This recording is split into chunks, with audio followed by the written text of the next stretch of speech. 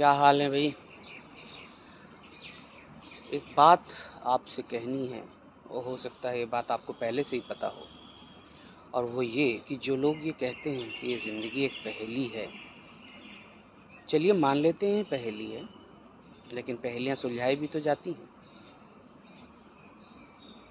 आपने देखा होगा बहुत सारे लोगों ने अपनी ज़िंदगी की पहेली सुलझाई भी है, और उस पहेली को सुलझाने के बाद उनकी परेशानी, उनकी बेचैनी, उनकी जो झुंझलाहट थी, जो एक उत्सुकता रहती है कि पहेली को कैसे सुलझाए, ये है क्या आखिर, जो बहुत सारे लोगों को समझ में नहीं आता ना। वो कहते हैं अरे यार, ये मेरे साथ हो क्या रहा है, ये ज़िंदगी आखिर है क्या।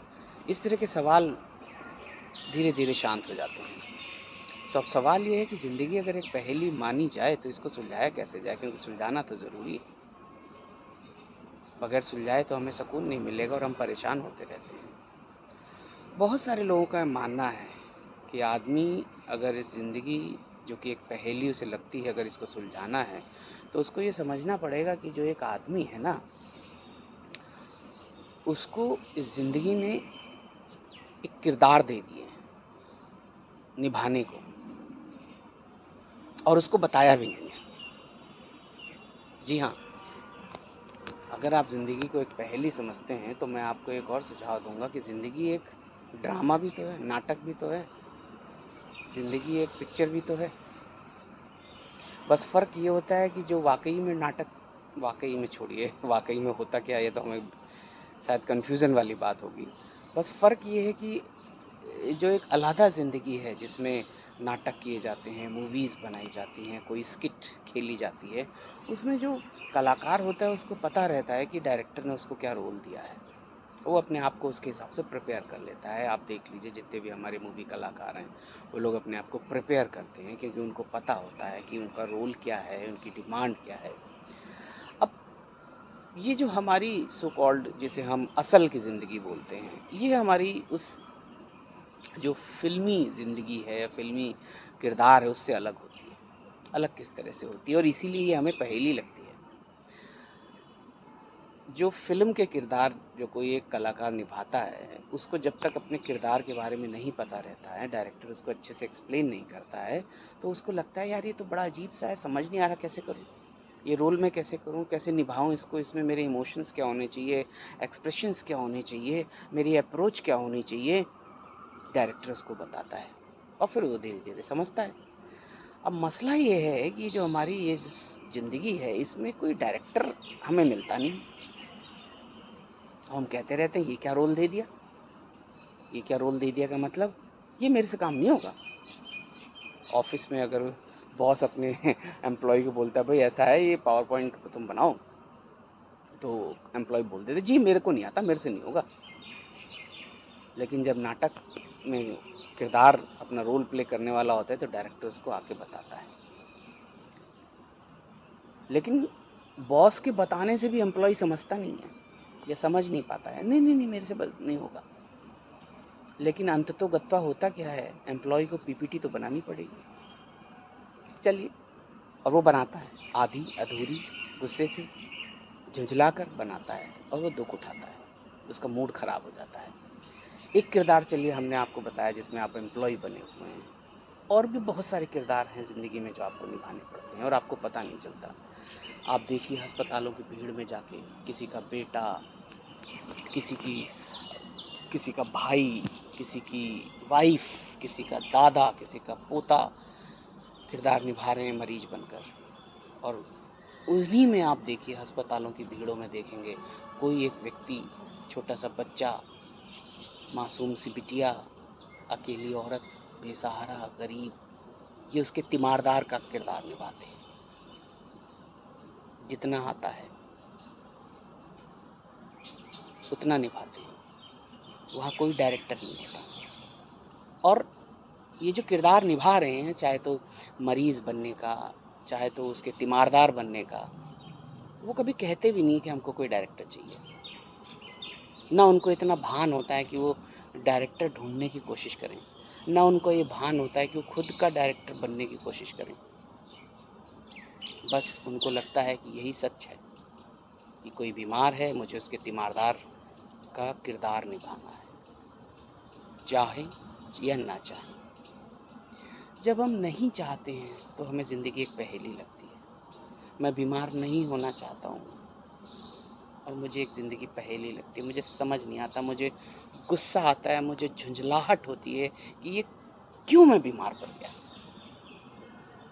मुझे कैंसर नहीं चाहिए था, मुझे शुगर नहीं चाहिए था, मुझे हाई बीपी नहीं चाहिए था। ये कैसा किरदार निभाने को दे दिया गया है। मुझे शुगर का पेशेंट बन के नहीं जीना, मुझे कैंसर का पेशेंट बन के नहीं जीना, मुझे बांझ नहीं बनना। एक महिला ये भी सोच सकती है। अनचाहे में उसको एक किरदार उसे थोप दिया गया है, उसका डायरेक्टर भी नहीं था। वो नहीं चाहती कि समाज के लोग उसको बांझ के रूप में बोलें। देखते जाइए, ये किरदार है, ज़िंदगी दे रही है। और इस कलाकार ने कभी नहीं मांगा था। अस्पतालों में जो मरीजों की भीड़ है, उन मरीजों ने कभी नहीं मांगा था। लेकिन क्या ये जो किरदार मिला है उन्हें, ये उन्होंने खुद से ही डिज़ाइन किया था? ये एक अलग मुद्दा है, ये अलग बात है, बहस लंबी हो जाएगी। बस मैं ये बताना की कोशिश कर रहा हूँ, हम में से हर एक व्यक्ति, हर एक इंसान एक किरदार ही तो निभा रहा है। और सिर्फ एक किरदार नहीं निभा रहा, अलग अलग जगह, रोज़, हर दिन, अलग अलग स्थल पे, अलग अलग प्लेटफॉर्म पे उसे अलग अलग किरदार निभाने पड़ते हैं। कुछ लोग जो उसको थोड़ा सा समझ जाते हैं, जैसे कि ठीक है भाई, मुझे शुगर हो गई, मुझे कैंसर हो गया, मेरे को हाई बीपी हो गया, मुझे किडनी की इशू हो गई। अब जो हो गई सो हो गई, मैं इसको जितना मैनेज कर सकता हूँ उतना मैनेज करूँगा। पूछ के, जांच के, सलाह लेके, खान पान में बदलाव करके, जीवन की जो शैली है उसमें बदलाव करके। ये वो लोग होते हैं जो अपने किरदार को समझने की कोशिश करते हैं धीरे धीरे। ये वो लोग होते हैं जो अपने डायरेक्टर बनने लगते हैं अपने ही किरदार के, और वो अपनी ज़िंदगी को थोड़ा आराम से निभा ले जाते हैं, अपनी ज़िंदगी की पहेली को समझने लगते हैं। एक इंसान जो ये मानना ही नहीं चाहता कि उसको शुगर हुआ है, एक इंसान जो ये मानना ही नहीं चाहता कि उसको कैंसर हो सकता है या होने वाला है, एक इंसान जो ये मानना ही नहीं चाहता कि उसको बच्चा नहीं होगा, एक इंसान जो ये मानना चाहता है उसका पैर कट गया है, उसके लिए अपने किरदार को निभाना बहुत मुश्किल होता है। उसको वो कहीं पर अगर कोई डायरेक्टर है तो उससे चीख चीख के कहता है, ये क्यों रोल दे दिया, ये रोल मुझे नहीं करना है, मेरा मन नहीं है रोल को करने का। लेकिन डायरेक्टर कहाँ सुनता है? डायरेक्टर नहीं सुनता, क्योंकि शायद कई बार डायरेक्टर नहीं सुनता। तो अब क्या किया जाए?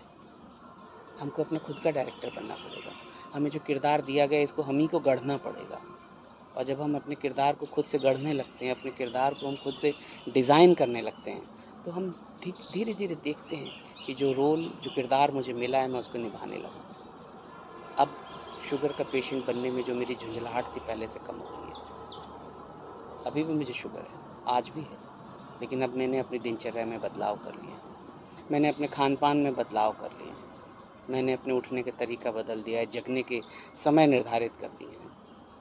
शायद कुछ हद तक मैं अब इस किरदार को निभा पा रहा हूँ, और ये ज़िंदगी जो मुझे एक पहेली लगती थी अब मेरे लिए पहेली नहीं बची।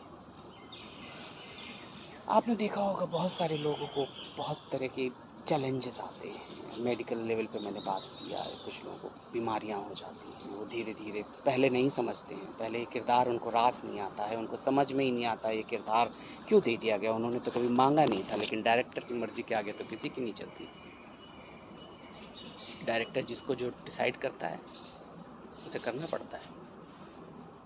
कई बार ये डायरेक्टर तो हम खुद ही होते हैं। कैसे?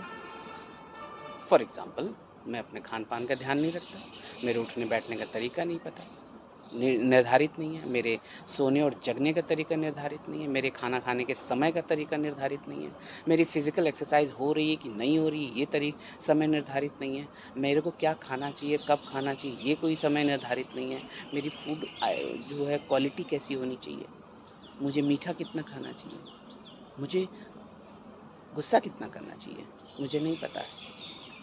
और आप कैसे कह सकते हैं कि अगर मैं ये सारी चीज़ें अनजान बन के करता रहूँगा तो इसका प्रभाव एक दिन मेरे स्वास्थ्य पर नहीं पड़ेगा। तो कहीं न कहीं इस किरदार को तो हमने खुद ही गढ़ा ना, लेकिन जब मैं इस किरदार को गढ़ रहा था कि मेरे आगे जो ये आने वाला है किरदार, मुझे पता ही नहीं था। कुछ लोग होते हैं जो वक़्त से पहले चलने की कोशिश करते हैं, वक़्त से पहले चलने का अंदाज़ा होता है उनको। वो अपने इस किरदार को समझ जाते हैं और वो अपने आप को किरदार के हिसाब से ढाल लेते हैं। वो खुद अपने डायरेक्टर बन जाते हैं। मैं डिसाइड करूँगा कि मैं खाना कितने बजे खाऊँगा। मैं डिसाइड करूँगा कि मैं कितनी एक्सरसाइज़ करूँगा। मैं डिसाइड करूँगा कि मेरे खाने में मीठा कितना होना चाहिए। जब ऐसा होने लगता है तो ज़िंदगी हमें पहेली नहीं लगती। किरदार तो हमें अभी भी निभाने हैं, किरदार हमें निभाने पड़ेंगे, लेकिन अब जो मेरे पास किरदार आया है मैं उसको समझने लगा। आज के दौर पे मैं तीमारदार का किरदार निभा रहा हूँ। मेरे साथ जो मेरा मरीज़ है, अस्पतालों की अगर मैं बात करूँ, वहाँ पे अगर आप देखेंगे कोई एक बीमार होने का किरदार निभा रहा है, कोई एक तीमारदार होने का किरदार निभा रहा है। बीमार बीमार का किरदार नहीं निभाना चाहता, तीमारदार तीमारदार होने का किरदार नहीं निभाना चाहता। कई बार आप देखेंगे और यही वो कारण होता है जहाँ पर लोग अपने मरीजों को अस्पतालों में छोड़ के भाग जाते हैं। माएँ अपने दुधमुहे नवजात शिशुओं को अस्पताल के बाथरूम में छोड़ के चली जाती हैं। किरदार, अनचाहा किरदार, वक़्त जिसे हम बहुत बड़ा अ एक ताकतवर फ़ोर्स, बल के रूप में जानते हैं। समय बहुत बड़ा जिसे बोलते हैं ना, एक तरह का फ़ोर्स होता है, ताकत होती है, समय बलवान होता है। वक़्त हमें किरदार देता है, दे रहा होता है, हम तैयार नहीं होते हैं। हमें भान नहीं होता है कि मेरे पास क्या किरदार आने वाला है। तो जब हम ज़िंदगी की पहेली को पहेली मानकर ही चलते हैं और अपने खुद के संयम, अपने खुद के विवेक, अपने खुद के संज्ञान, अपने खुद के आचार, विचार, एक्शंस के प्रति अनभिज्ञ रहते हैं, तो ज़िंदगी हमें पहेली लगती है। जब मैं ठहर के कुछ देखना नहीं चाहता, तो मुझे ज़िंदगी एक पहेली लगती है। कितने अस्पतालों में जब आप जाते हैं, देखते हैं कि तीमारदार बेचारे परेशान हो रहे हैं, रात भर खड़े हुए हैं, खाना नहीं खाया है, नित्य क्रिया भी नहीं करी है, कपड़े नहीं बदले हैं, 2 दिन से 3 दिन से रात भर से 24 घंटे से अपने मरीज के बगल में सिरहाने खड़े हुए हैं, पूरी मेहनत से। वो भी एक किरदार है जो वो निभा रहे हैं। लेकिन ये साथ ही साथ में उनके मन में वो झंझावात भी चलता रहता है, ये कहाँ आ गए? ये क्या हो गया? ऐसा कैसे हो गया? लेकिन तो भी किरदार निभाने की शिद्दत इतनी तकड़ी होती है कि वो कहते हैं कि अब जो है सो है, मरीज की देखभाल तो करनी है, तीमारदार का रोल तो निभाना है। और जब वो ऐसा मान लेते हैं, ऐसा मन में धारण कर लेते हैं, तो तीमारदार का किरदार अच्छे से निभा पाते हैं। वो अपने मरीज की सेवा करते हैं, उसके साथ खड़े रहते हैं, भले ही उनके बस में कुछ है कि नहीं है, भले ही उनके पास पैसा है कि नहीं है, शिद्दत में कमी नहीं होती है। और जब शिद्दत में कमी नहीं होती है तो ज़िंदगी पहेली लगना बंद हो जाती है। ज़िंदगी इतनी परेशान नहीं करती है, क्योंकि आपने अंतर्मन में धारण कर लिया है कि जो भी अभी काम आया है ये तो करना है, ये तो करना है। तो ज़िंदगी की पहेली को समझने के लिए हमें ये समझना पड़ेगा कि हमें किरदार क्या मिला है। मुझे पता है क्या कि मुझे किरदार मिला है कि नहीं मिला है?